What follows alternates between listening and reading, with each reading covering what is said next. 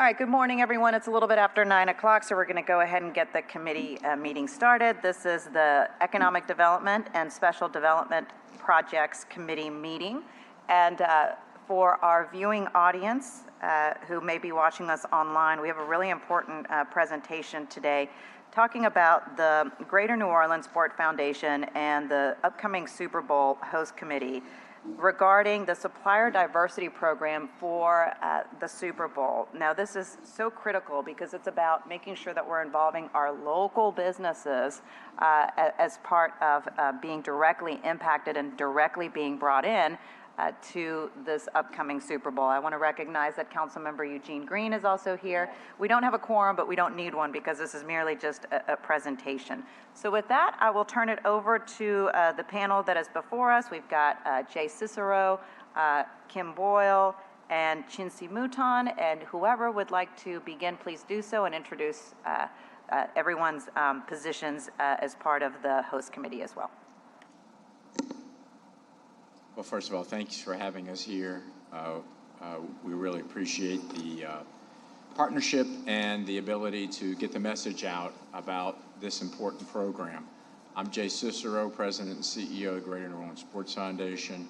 We also have Kim Boyle, who serves on the Executive Committee of the Greater New Orleans Sports Foundation, as well as our chairperson for the Supplier Diversity Program for the Super Bowl. And then Chinsi Mouton, who is the Sports Foundation Director of Community Engagement, and she's the staff liaison for this committee that has been put forth. So it's important to note that the Sports Foundation is partnered with the New Orleans Saints, Mrs. Benson and her staff at the who are leading this effort overall and who led the effort in the bid back in 2018.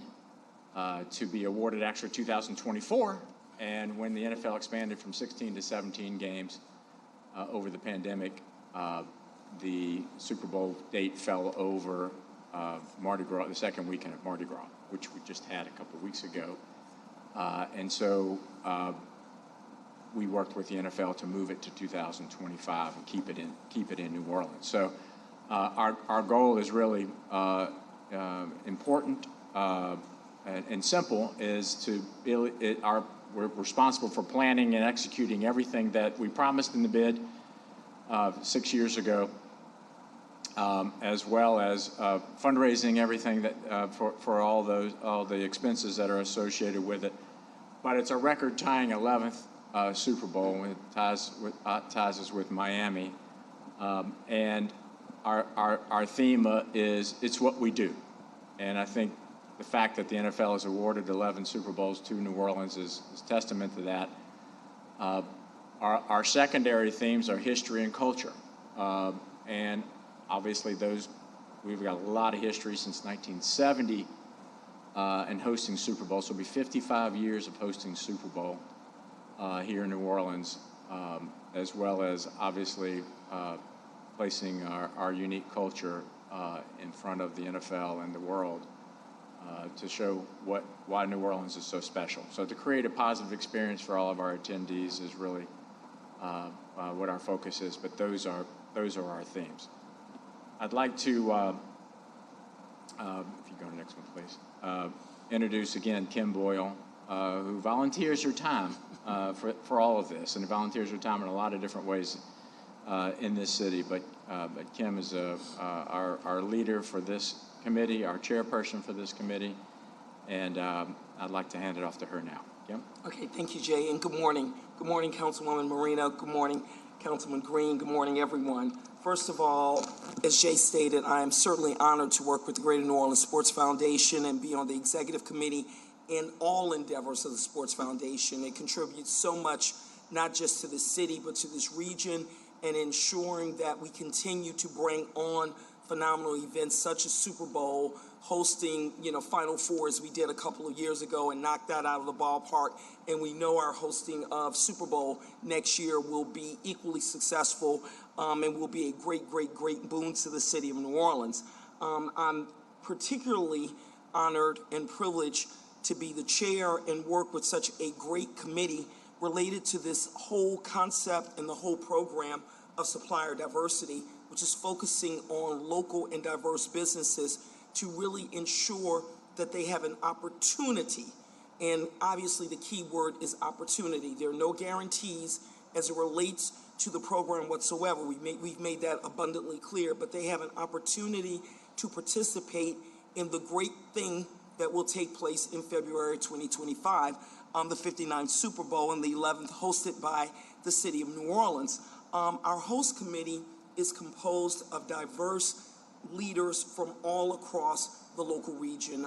We have actually a number of city representatives who have graciously volunteered their time, particularly in helping us focus and ensuring that we get the messages out related to the certification process. Because as Chincy will explain during her presentation, certification is one of the key components to the ability to actually participate in the supplier diversity program. And so we have a number of city representatives who said, look, I want to be involved. I want to make sure that people understand what the certification process is about, and bluntly, that people know how to go through the certification process. In addition to those city representatives, we have people from all types of chambers of commerce, economic development, various business groups, groups that represent particular affinity groups to ensure that we have the broadest possible component with the committee and that we get the word out to everyone as to what's going on. I know that you guys were in attendance at the February 21st press conference, and you saw the amount of enthusiasm and the amount of exposure related to supplier diversity, because this really is a huge deal for the NFL, and it's particularly a huge deal for the Greater New Orleans Sports Foundation. And I'm so excited to say that we were able to do 2 informational sessions at Dillard University. Councilman Green, I know you're always excited when we talk about one of the institutions that fall in your district, and as I always proudly say, my parents went to Dillard, my parents met at Dillard, and my mother is a Dillard graduate, and I grew up 8 blocks from Dillard. So I'm always excited about Dillard being in the mix, but we were able to host 2 informational sessions last Monday where over 600 local and diverse businesses signed up to get the relevant information about the program.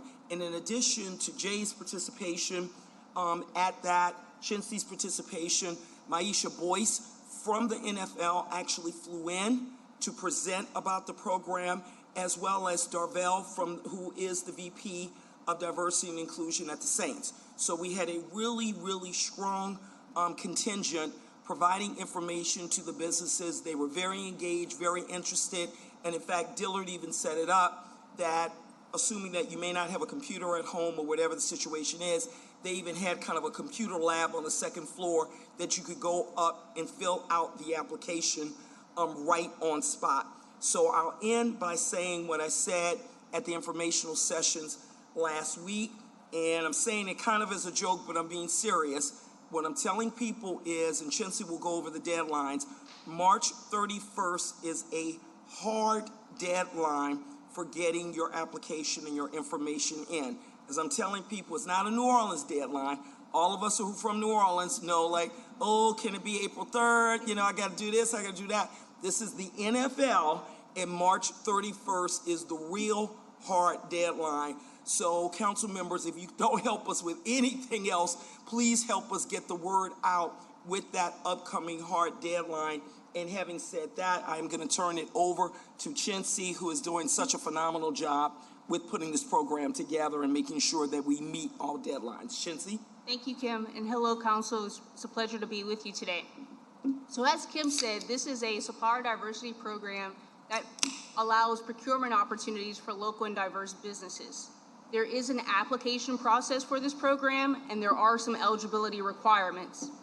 Businesses must be at least 51% owned and operated by a minority, woman, disabled, LGBTQ+, or veteran individual. Businesses must also provide a good or service that is directly related to the Super Bowl. There are over 30 different event production disciplines that are represented within the program. That can be from security, transportation, food and beverage, and I'll go over this a little later. And there's also professional services that are needed for the program. Businesses must also be the direct source of the goods and services that are being offered. That means they're not supposed to be subcontracting the work. They need to be the sole provider of that service. Businesses also need to be in good standing and eligible to do business within the state of Louisiana. One of the first things that we do when vetting applications is we go to the Secretary of State's website and we make sure that the business is indeed located in the greater New Orleans region, that they've been in business for at least 3 years, and that they're in good standing to do business in Louisiana. So businesses must have been in operation since February 2022. Again, that's 3 years. And they must have an established office within the greater New Orleans region, the 10 parish region. That's our geographic footprint. So there is a mandatory certification that the NFL requires for any business wanting to be in the program. They must show proof of at least one diverse certification from a list of approved agencies. We're working with a number of different local agencies that serve on our committee. So the City of New Orleans, their Office of Supplier Diversity. We actually have Lori Bartholomew on our Supplier Diversity Committee. We're also working with the Sewage and Water Board, New Orleans Regional Transit Authority, and Louisiana Department of Transportation and other local agencies. And then there are also national certifications that can be accepted, like the MBE. And so we're working with the Minority Supplier Development Council. They have a local chapter here, as well as the Women's Business Enterprise National Council, as well as local Black chambers and the Hispanic Chamber and other local chambers of commerce. They are all serving on our committee to help spread the word, but some of these organizations also offer the certification that businesses need. So this is the list of disciplines that are accepted within the program. These are the subcontracting opportunities that are available for businesses. So the NFL works with a number of different production companies, and these companies are looking for local and diverse businesses to offer them subcontracts. So again, this could be catering, barricades, fencing, portalettes, printing, security, temporary housing, transportation, waste removal, janitorial services. This year, the NFL has also added professional services, so this is something that is new. So we'll see what opportunities are created from this, but marketing and advertising, financial, legal, IT, wash and fold, these are also other opportunities that will be offered during the Super Bowl. So when businesses submit their application, there is some scoring criteria that the NFL and the host committee look for. The first thing that we do is we go to the business's website and their social media platforms. We want to make sure that it's clean, professional, that their services are easily navigatable. And then we also look at their professionalism of communication. Sometimes we will call the business. We want to know what their phone etiquette is like. What is their email etiquette like? So these are something that is also a part of the judging criteria. And then responsiveness to inquiries. How quickly can you respond to us? A lot of times when the NFL is looking to provide an opportunity, they need it very quickly, right? We have a 24-hour turnaround in some cases. And then customer service. So you can see here that sometimes we'll send secret shoppers. I like to go and visit the different restaurants just because I am a foodie. But we also look for that customer service. How are you treating your customers? And then marketing materials and customer reviews. So on the application, you will see that businesses have the opportunity to provide marketing materials. It could be a capability statement, or if you're a restaurant, it can be a menu.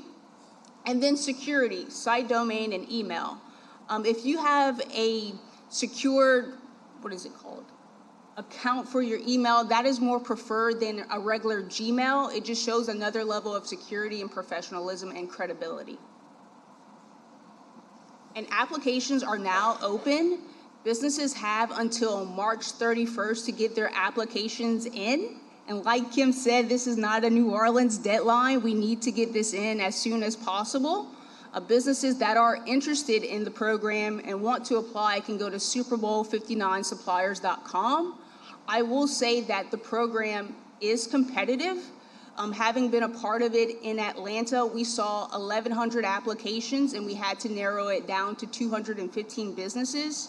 In Los Angeles, we had over 775 applications and we narrowed it down to 225 businesses. So we really asked for businesses to put their best foot forward, to take their time when they're filling out the application, to show us what experience that they have that could relate to the Super Bowl. Have you worked Jazz Fest? Have you worked Essence Fest? What project experience do you have? We're looking for businesses that have the capacity and capability to fulfill Super Bowl contracts. And with that said, if anyone has any questions, they can email me at community@gnosf.org. Thank you all so much for your presentation. Appreciate it. Obviously, you all are working hard to get the word out, and that's one of the reasons why you're here today, and really appreciate you all being here, particularly with that deadline of the 31st coming. Tell me about what else are you doing to make sure that people are very aware of this, of all of the different requirements, things like that? So as Kim said, we put together a supplier diversity committee with over 50 different influential business leaders and community leaders to really help us get the word out. So they've been going to their databases. Like, for example, with the City of New Orleans, their Office of Supplier Diversity, they already have businesses that are certified. These businesses have the DBE, so they qualify for the program. So working with a number of different organizations has been helpful. The word has also been out through the media, given that we did have a press conference. And then we also held 2 informational sessions at Dillard University, and we're going to continue to do a lot of marketing efforts leading up to the deadline. Great. And we are also reaching out to our kind of personal contacts. One of the things that I mentioned to Councilwoman Harris is, obviously we're sending it to the various links organizations, to the various sororities and fraternities, to social groups. Anybody who could possibly know someone who has a local and diverse business that might fit the criteria, we're using our personal contacts, and the members of the committee, more importantly, are using their personal contacts to get the information out. I mean, the first day the website came out, I spent like 4 hours where I should have been billing, sending it to just get this out, get this out, Right, get this right. out. And all of us are doing the same thing, and all the people on the committee are doing the exact same thing. Absolutely. And we are going to send some more marketing materials to our committee so that we can continue to spread the word. Yeah, and like you mentioned, working with the chambers, I'm sure is going to be really helpful as well. And I'm so glad to see that professional services have been added this year, because when I was looking at the list for Las Vegas, I was like, gosh, it's just, it seems like that was like a big missing aspect to it. So I'm so glad that for New Orleans, we have all of these additional services that could be provided by our local and diverse businesses. Yeah, it's important. I mean, the NFL has taken an all-new interest in growing this, which is perfect for New Orleans, Yeah. frankly, coming out of Las Vegas. And this will be, and those of you who have been around a while, this will be our 4th time to really do this program. It's had several different names over since 1997, when we actually started this program with the NFL for the 97 Super Bowl, so leading up to the 97 Super Bowl. So over 25 years of doing this, but I haven't seen this much enthusiasm, not only for Super Bowl, but for this program this far out in our 25 years of doing this. Awesome. Any comments, Councilmember Green? Yes, good morning. Thank you all for your presentation and for your enthusiasm. And I do appreciate the fact that you chose Dillard University for that initial seminar. I was just out of town. That's the only reason No, I we couldn't make it. understand, But it's great that you chose that. And I also want to thank the NFL for looking at the 10 parish area. I mean, that's important for a variety of reasons. We need to work together. It recognizes New Orleans as the regional center that it is. And also, it would be easy for the NFL to say, we're just going to take firms that did business in Atlanta and did business in Las Vegas and make them do business here in New Orleans, but you're looking for regional and local talent, so we appreciate that. I am pleased to have worked with especially Jay Cicero, as the head of the New Orleans Foundation. I was the head of economic development under Mayor Morial for the first time that this program was put in place. And I do want to say to those who are watching that I know of businesses that did business with the Super Bowl. So it's real.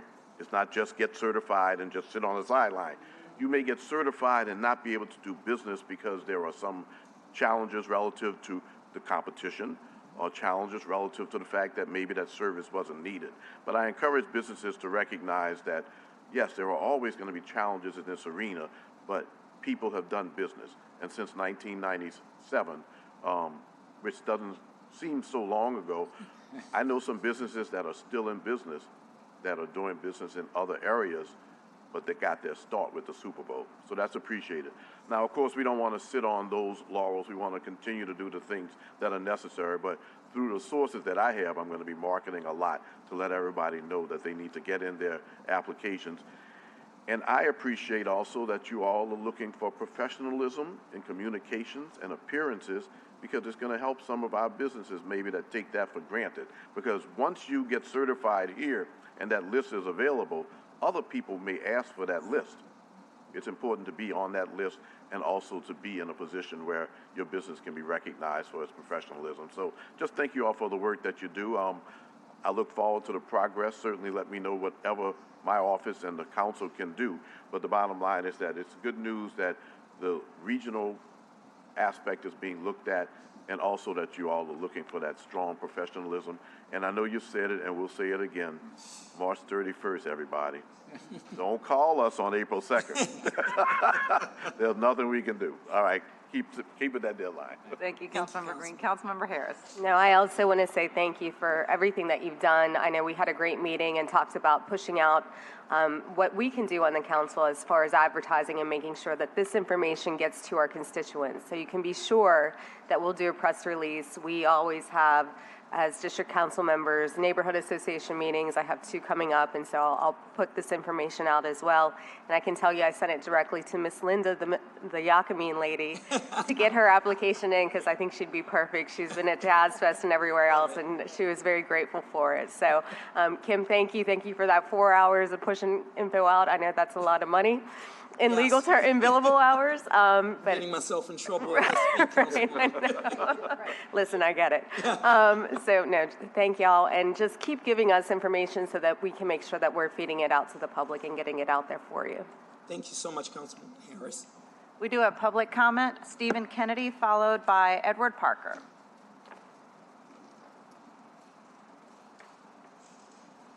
Good morning. Good morning. How you all are doing? Good. Thank you all for the presentation.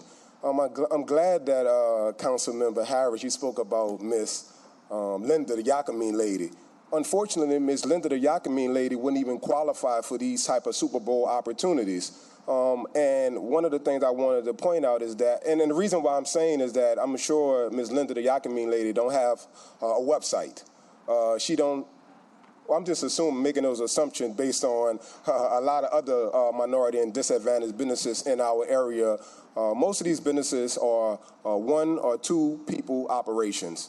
And so my question, I had a few questions that I wanted to kind of touch on. It is great that the Super Bowl is thinking about diversity, equity, and inclusion, because I think those words have been thrown around a lot, DEI. And they are important, and I'm glad to see that the Super Bowl did use a local artist to create his logo for the next year's Super Bowl. However, there are community concerns about who will be able to get these procurement opportunities that's going forward in the next year's Super Bowl.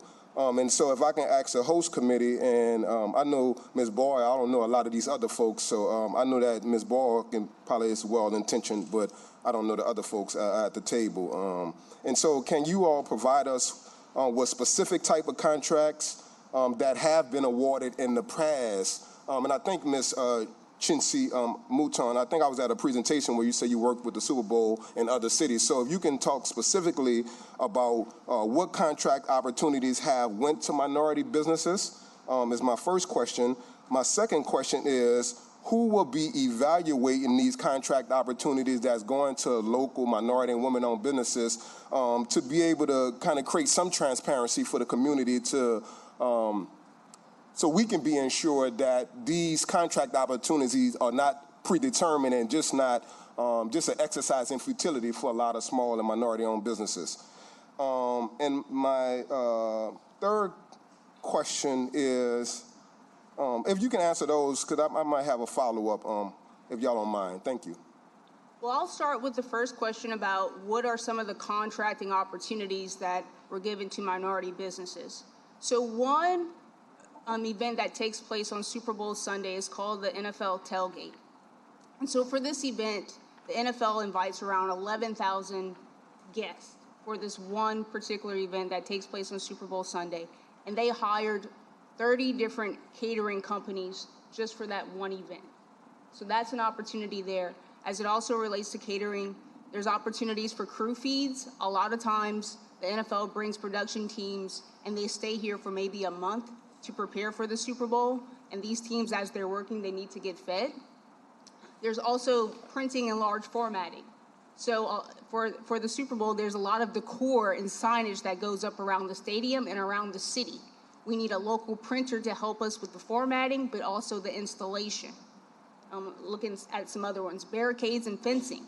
There's temporary fencing that goes around the perimeter of the Super Bowl. So these are all opportunities. These 30 different event production disciplines that you see, these represent a subcontracting opportunity that could be available.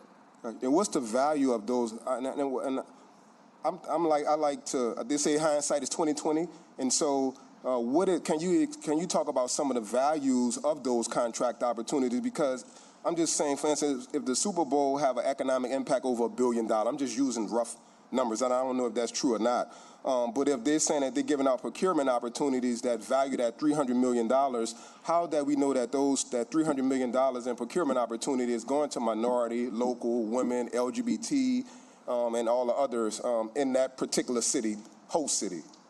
Well, the amount of financial amount of the opportunities has not been determined yet.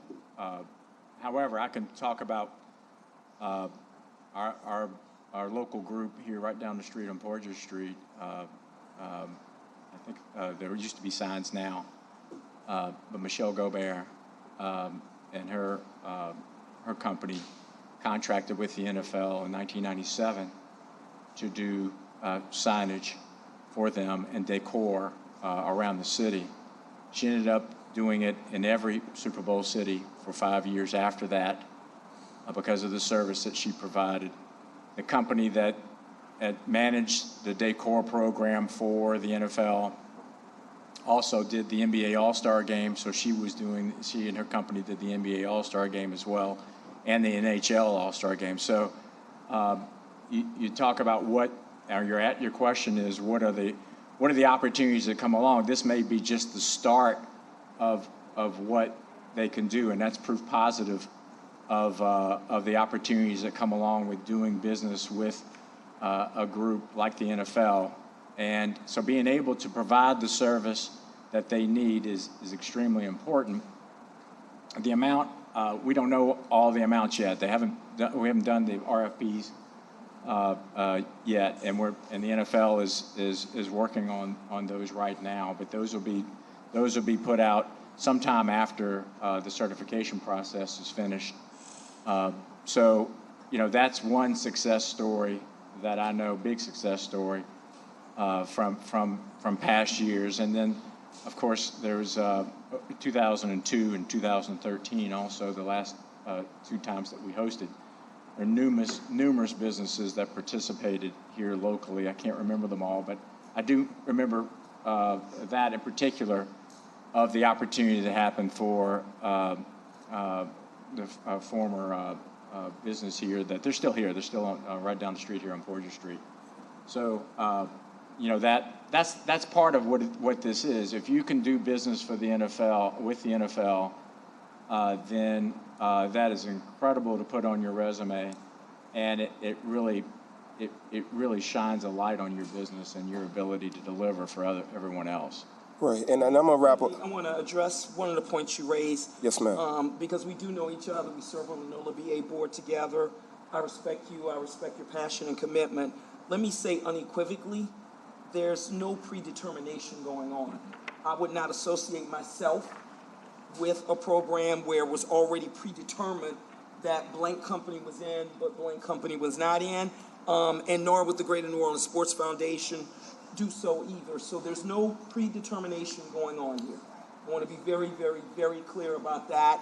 I know that you are very passionate about representing the interests of minority business in the community, and I respect that, as am I, to be clear. So there's nothing that's predetermined, which is part of the reason why the Sports Foundation, myself as chair, and members of the Supplier Diversity Committee are trying to be so transparent in putting information out. That is why we are here this morning. That is why we had an informational session in the morning and afternoon at Dillard last Monday where 600 businesses registered. That is why we are sending as much information out as we can, and we would ask that you send information out to your contacts to let them know what's going on and what the deadlines are. Definitely, and I appreciate and respect you as an individual, as an attorney, a fellow board member. And I just want to wrap up. Give me this my last point. And the reason why I'm so passionate about, I love New Orleans. I tell people, I love New Orleans. I was born and raised here. As was I. Right, in the slums of this city. So I'm always be passionate about it. I just want to be able to help the NFL be successful. I want to, if the NFL is talking about we want to include New Orleans because of everybody sells New Orleans culture, right? Right. Everybody sells New Orleans culture, but now the city has focused on providing cultural barriers, opportunity, which is great. However, the NFL is not a local entity. And so being able to ensure that local folks really get those opportunities. That's why I asked specifically about who's going to be evaluating these contract opportunities. Is it going to be the NFL, wherever they're located, or is it going to be local folks with the Greater New Orleans Sports Foundation who's going to be evaluating, providing those opportunities? And the reason why I say that is because we work with this council up here to, put legislation in place for the equitable business opportunity. Now we're working on a set-aside, opportunity for small and minority and local-owned businesses. And if we are trying to enhance the growth of this city, which is still majority minority, but we're looking at the income disparities of this city. African American, the average household income in New Orleans is $52,000. For black folks, it's about $32,000. And so a lot of those small minority and women-owned businesses, they don't really have a lot of capital. And when you look at those criteria that you had on the screen, a lot of those DB businesses might not even be able to qualify based on those qualification that they had on there. So I just wanted to really kind of bring that to your attention. Y'all might be well-intentioned, but sometimes being well-intentioned and placing certain criteria, it can have an ill-advised effect. But I want to be clear before you step down, Mr. Kennedy, such that it's clear for people. You probably want to talk to the mic so the audience, the people watching can hear you. I'm sorry, for people in the audience. Bottom line is the criteria is the criteria. I'm not going to sit here and represent that the criteria is going to change. The criteria that the NFL and the host committee are using for purposes of vetting applications, that is the criteria. Now, we want to work with people as much as possible. We are telling our committee members to try to work as much as possible with local and small businesses, hopefully to meet the criteria. But I don't want to misrepresent that the criteria is going to change. That is the criteria. I understand, but All right, guys, right. I've got other people. Let me Yes, ma'am. take other people. Edward Parker, come on up. And then Tina Balthasar. Excuse me, Ms. Balthasar. Good morning. Happy to have this opportunity, NFL. My main problem is we've been before this council, economic development, so many times before. And what we have, if this is going to help disadvantaged businesses in this city, we know that the disadvantaged community in this city is the black community. The biggest problem our disadvantaged black businesses have is bonding. What are you guys going to do about helping the bonding problem our black businesses have in this city with this project? Yeah, I don't think that's applicable under this conversation, Mr. Parker. Okay. Yep. So there's nothing there that's gonna. This is strictly whether you're providing service, a business is providing services to the NFL or not. All right. Yep. And the other question is, if there's no dollar value to what this program or project is going to do for the minority community, the black community in particular, where are we? Thank you, Mr. Parker. Next up, Ms. Tina Balthazar. Good morning, everyone. Good morning. Quick question. This is a really good opportunity for those of us who are small black-owned businesses and woman-owned businesses. How is payment going to be monitored? Will that be through NFL, or is the city going to have a component? So payment is through the NFL primary contractor. Once a business is in contract with the primary contractor, they will announce what the terms of agreement and what the payment schedule will be. So it varies from contract to contract, but it's an agreement between the prime and the subcontractor. Okay. Will the city have any quote monitoring of that process at all? For example, we usually have a 30-day requirement for city projects. Will there be a similar? This program is governed by the NFL. It's the NFL program. Okay. Thank you. Appreciate it. Thank you, Ms. Balthazar. Anything online? All right. Seeing no comments online. Thank you so much. I'm sorry. Oh, I'm sorry. I You did had one wanna more say comment? I do want to emphasize that as I look at the criteria for acceptance and the program eligibility, I don't see much that businesses can't do between now and the 31st to clean up whatever it might be that they need. I know people make their own websites sometimes. The online presence is Facebook and other means. I just want to encourage our business community, especially the business community identified by the NFL, to make sure that these criteria are met. Now, as far as the bonding and other capacities are concerned, I don't really see that there's a ton of bonding that is needed when you're providing these type services, professional services, for example, and also, I know that we have a general contractors thing, but when I see food trucks throughout the city of New Orleans. I know that you can sublease portalets. I encourage everybody to recognize that, yes, those might be some concerns, but when you're looking at security, for example, I know a firm that has done business with multiple Super Bowls that's located here in the city. I just want to encourage everybody to recognize that between now and the 31st, we're not going to be able to change, and it's not really necessary to change those criteria. But I would hope that organizations and individuals will take advantage of the resources, for example, that exist at SUNO, which has a small business development center, Loyola, which has a small business development center, the Chamber of Commerce, which has some assistance for businesses. So if you have a problem meeting any of these criteria, be sure to use the resources that are out there between now and the 31st to at least get in your application and to have that website and online presence. We have a lot of resources that are funded by government dollars that honestly aren't being taken advantage of. That's what they do. They help you to put packages together or to get your business qualified. And I also feel that the Office of Supplier Diversity in our city is going to be a little bit concerned about what you might be able to get from them in terms of getting some help to get the applications in. So I just want to encourage everybody. I recognize as much as anybody else that there are challenges out there to doing business in certain areas. But I think that sometimes it's important to say, be sure to try. Be sure to get in your application as well as you can, and let's just see where things fall from there, because the city can help. There'll be a lot of influence being used out there by members of this council and the mayors because we want to see this work. But I don't want to hear at the end, I didn't get my application in because I couldn't get a website. Get the website. Go online. Go to Google. How to do a website. Do the website. Go and establish an account, to be very honest with you, and get a Instagram account established and a free Facebook account established. Let's not make that the reasons that we don't do business. I'm willing to hear the criticisms that may come because it'll include us too if there are some things that don't go right. But don't let it be the application. Please get it in. That's all.